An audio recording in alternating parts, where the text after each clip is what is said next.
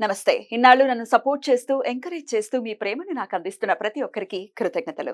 అలాగే ఈ వీడియో కూడా ఖచ్చితంగా మీకు ఉపయోగపడుతుంది. లైక్, షేర్ అండ్ సబ్స్క్రైబ్ చేసి మీ సపోర్ట్‌ని నాకు అందించండి. అలాగే ఈ వీడియో పట్ల మీకున్న అభిప్రాయాన్ని కామెంట్ సెక్షన్‌లో కామెంట్ చేసి తెలియజేయండి.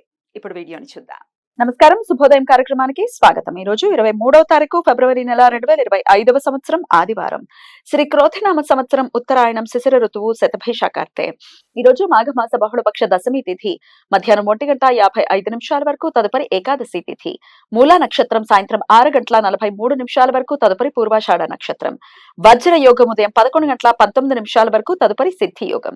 గరజకరణం ఉదయం 8:04 వరకు, భద్ర అంటే విష్టికరణం మధ్యాహ్నం 1:55 వరకు, భవకరణం రాత్రి 1:56 వరకు, తదుపరి బాలవకరణం ఉంటాయి. సూర్యుడు కుంభరాశిలో శతభిష నక్షత్రంలో సంచరిస్తున్నాడు. చంద్రుడు ధనస్సు రాశిలో సంచరిస్తాడు. నక్షత్ర వర్జం సాయంత్రం 5:02 నుండి 6:43 వరకు, మరలా రాత్రి తెల్లవారుజామున 4:25 నుండి రేపు ఉదయం 6:02 వరకు. అమృతకాలం మధ్యాహ్నం 12:02 నుండి 1:42 వరకు.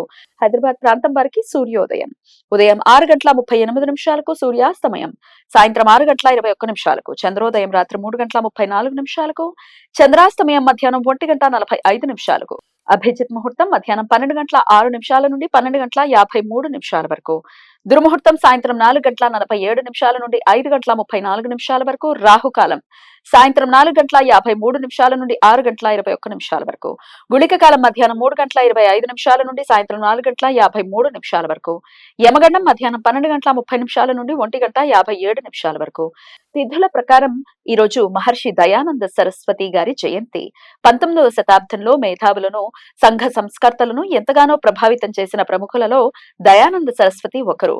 భారతదేశం భారతీయులకే అనే నినాదంతో స్వరాజ్య ఉద్యమాన్ని 1876లో దయానంద సరస్వతి ప్రారంభించారు. తదుపరి లోకమాన్య బాలగంగాధర్ తిలక్ ఉద్యమాన్ని కొనసాగించారు. ఆదివారం మూలా నక్షత్ర కలయిక ఉండటం చేత సర్వార్థ సిద్ధి యోగం ఈ రోజు సూర్యోదయం నుండి సాయంత్రం 6:43 మధ్య కాలంలో ఉంటుంది. ఈ సమయంలో నూతన వ్యాపార ప్రయత్నాలు చేయడానికి, కొత్త పనులు ప్రారంభించడానికి అనుకూలం. ఏకార్కల దోషం నిన్న సాయంత్రం 5:40 నుండి ఈ రోజు పగలు 11:18 మధ్య కాలంలో ఏర్పడుతుంది. వజ్ర యోగం జరుగుతున్న సమయంలో రవి శతభిష నక్షత్రం, చంద్రుడు మూలా నక్షత్ర సంచారం చేస్తున్నప్పుడు ఈ ఏకార్గళ దోషం ఏర్పడుతుంది. ఈ దోష సమయంలో శుభకార్యాలు చేయడానికి అనుకూలం కాదు. కుజ పంచ సప్త శలాక వేధ ఈ రోజు మధ్యాహ్నం 12:31 నుండి సాయంత్రం 6:43 మధ్య కాలంలో ఏర్పడుతుంది. కుజగ్రహం పునర్వసు నక్షత్రం 1వ పాదంలో సంచరించే సమయంలో, చంద్రగ్రహం మూలా నక్షత్రం 4వ పాదంలో సంచరించేటప్పుడు ఈ వేధ ఏర్పడుతుంది. ఈ వేధ సమయంలో ఎటువంటి శుభకార్యాలు చేయడానికి అనుకూలం కాదు. ఈ సమాచారాన్ని మనకు అందించిన వారు మేడికొండూరు విశ్వనాథ్ ప్రసాద్ గారు. ఆయనకు కృతజ్ఞతలు తెలియజేస్తూ నారాయణ స్మరణతో సమస్త సన్మంగళాని భవంతు. నమస్కారం.